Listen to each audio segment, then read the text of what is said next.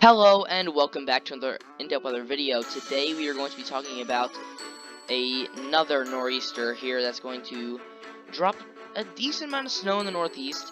We're going to be talking about its two different tracks that it could take, the different model runs and how they all say basically different things, how models such as the NAM model isn't even agreeing with itself from model run to model run, and how this storm could be a blockbuster, or it could just be a general snowfall that really doesn't impact much.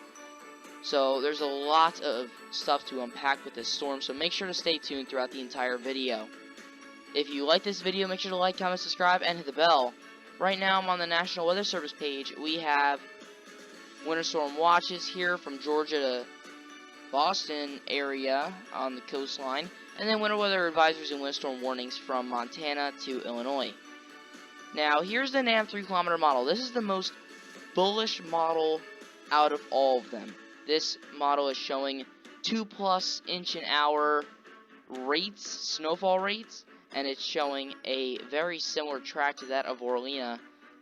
Now, this might be a little bit to the north here. You can see that there's some snowfall in the Midwest. This all stems from a clipper, by the way, that was impacting Montana throughout the day yesterday, and now it's going to be moving into the plains, and eventually throughout the day today into early tomorrow, we're going to start to see its impacts on the northeast.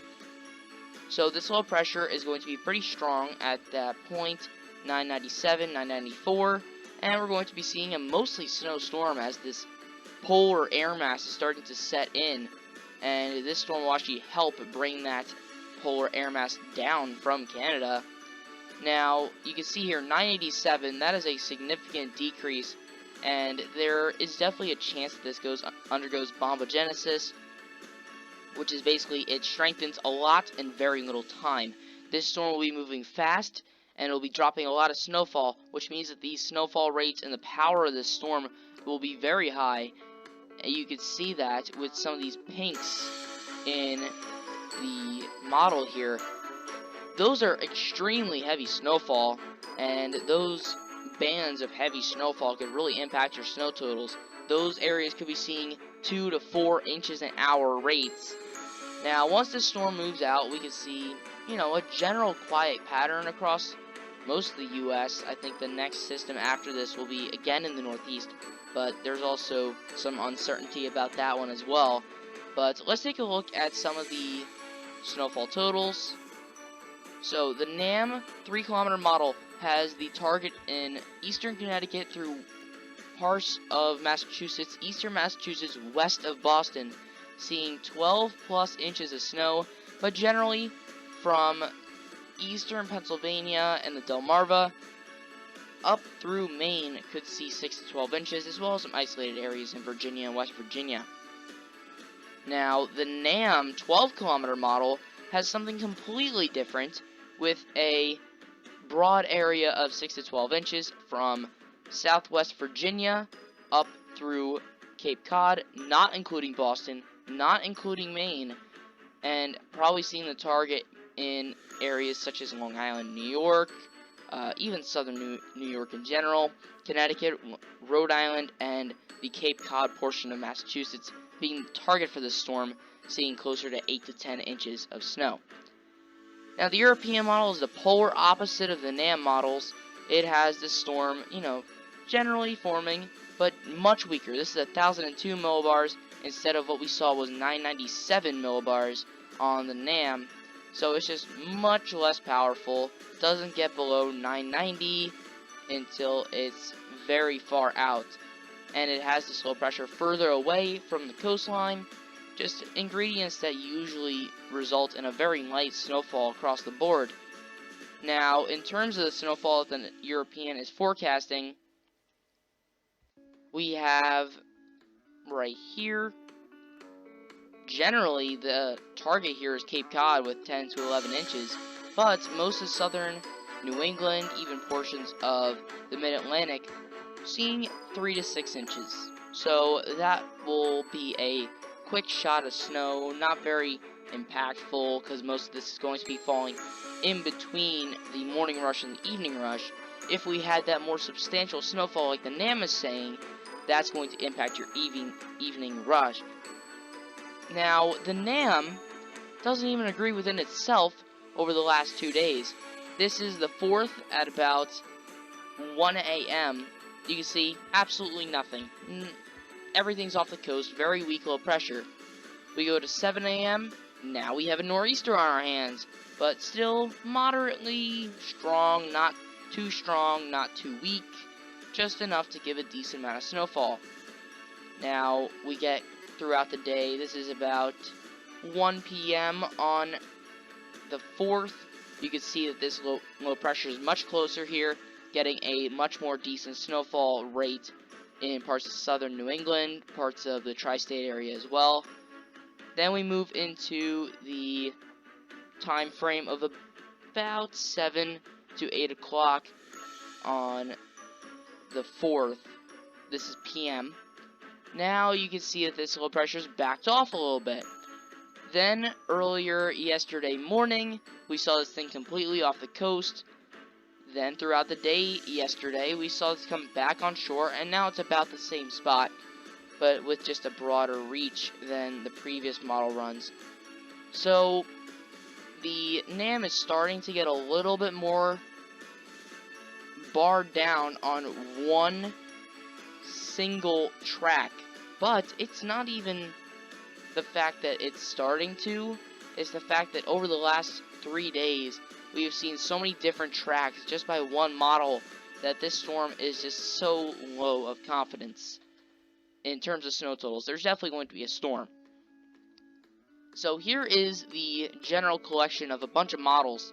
They all say different things. GDPS, barely any snow. Probably the top snowfall will be 4 inches.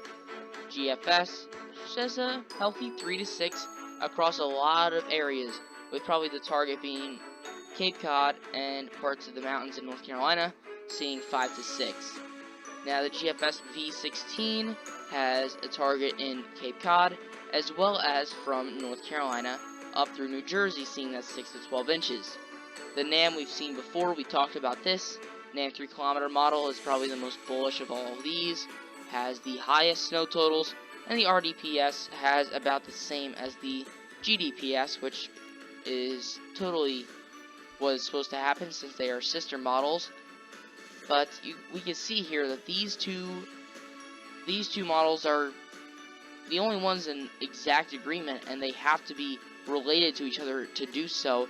The rest of these models are so drastically different. Each model has a different take on this storm. So that just shows you confidence is low. The models don't even have a set path right now. In terms of what I'm believing, I'm thinking the NAM 12 kilometer model is probably the most reasonable. The NAM 3 kilometer model just seems way too much for a quick moving storm. Like some of these, this is going to be hitting in 12 to 15 hours, so there's going to have to be maybe closer to like 3 inches an hour in some of these spots, and I don't see that happening with a quick moving system like this. If we had this type of thing with Orlina, which we did, that's a much slower moving storm, so that makes sense. The NAM, you have a decent amount of snow, which results from the power of the system, but at the same time, it's not super drastic to the fact that it would be unreasonably strong. I think it's a good mix of strength and speed to kind of bring that average across, but any of these models could be right. So we're going to have to try and get closer to this event before making a final forecast, but I'm going to attempt to kind of take 2 tracks and see the biggest impacts from those tracks. Let's go to that. So here are 2 different scenarios for this storm, one of which is that NAM 3 kilometer model, and the other is the European model. So scenario 1 is widespread heavy snow. In general, we have this low pressure. It forms early down in the Gulf, so it could draw up that Gulf moisture. It moves up the coast, gaining strength as it does, as well as staying close to the coast. Doesn't go too far out, bringing those heavy snowfall totals, as well as a pretty sharp gradient in overall snow amounts and that rain snow line to most of the area, having that the most snowfall being closer to that 12 to 24 inch range instead of 6 to 12. Now, scenario 2 is isolated heavy snow, and that low pressure forms much later. It's already in the Atlantic at this point. It stays pretty weak at the same time, moves further out to the east.